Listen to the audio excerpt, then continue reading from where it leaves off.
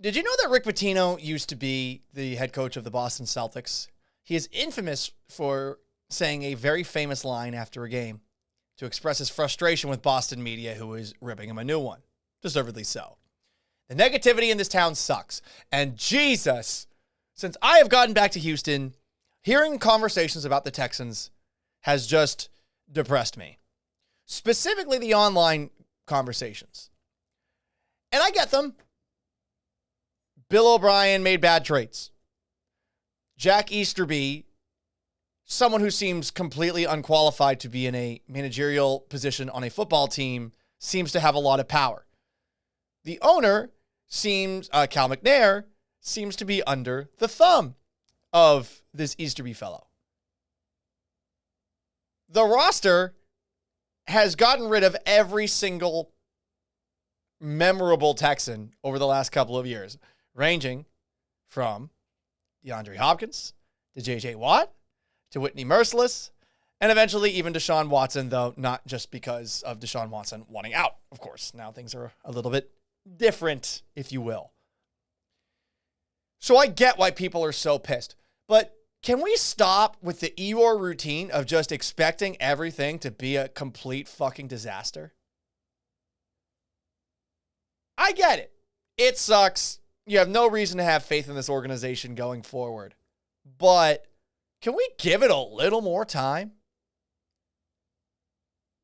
Oh, you're upset that Nick Caserio is trying to replicate the New England Patriots. That's who he should be trying to replicate. Maybe you don't want him to do it in the exact same style as Bill Belichick disciples traditionally had, but don't you want to have a team that consistently competes for 20 years?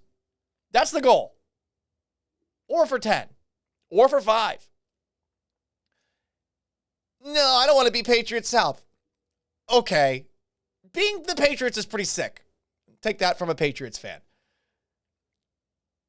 There's this idea that Caserio's such a control freak because he decided to try something rather unconventional this season. It was clear that former head coach David Culley, now fired, was getting input from Nick Caserio over the course of a football game.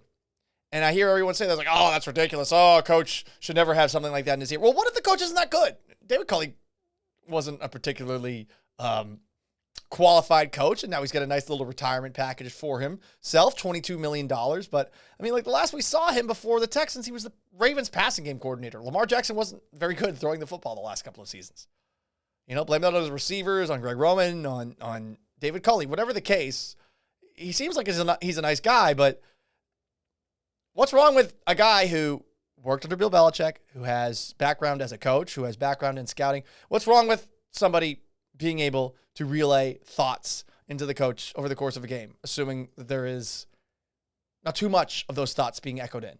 What's wrong with that? The assumption that that's the worst thing in the world. I mean, general managers in baseball have more power than managers.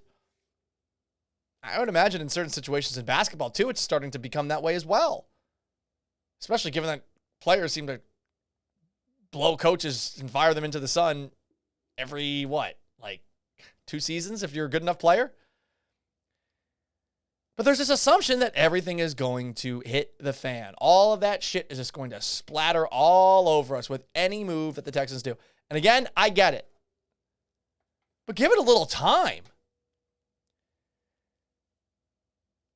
The optics are not good for the Texans. Guess what? They're never going to be good for the Texans. Firing David Culley after a year on the job, not a good look. Jack Easterby still being around, not a good look.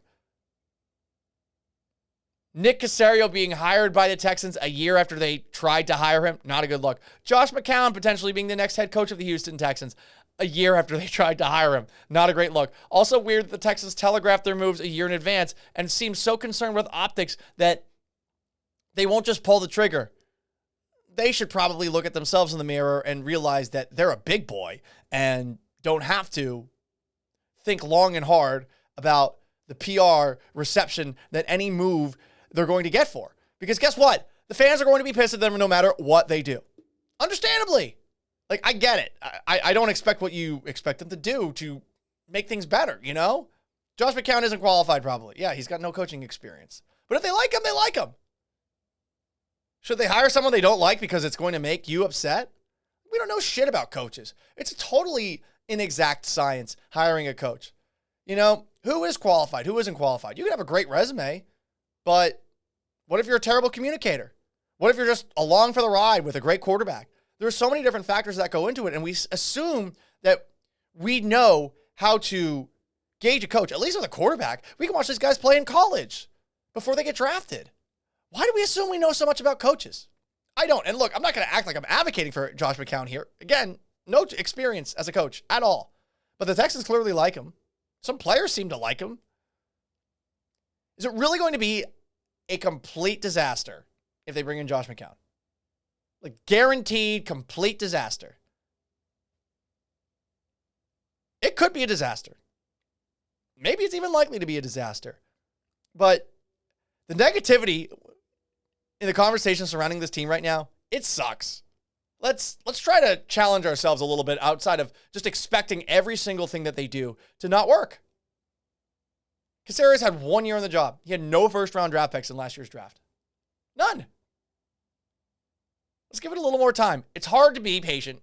You should not have to be patient after all the time that we've spent, first off, waiting for football to return to Houston. Second off, waiting for the Texans to actually get a good quarterback. They finally get it, and it turns out that he doesn't want to be here, and he's a sexual harasser. Jesus Christ.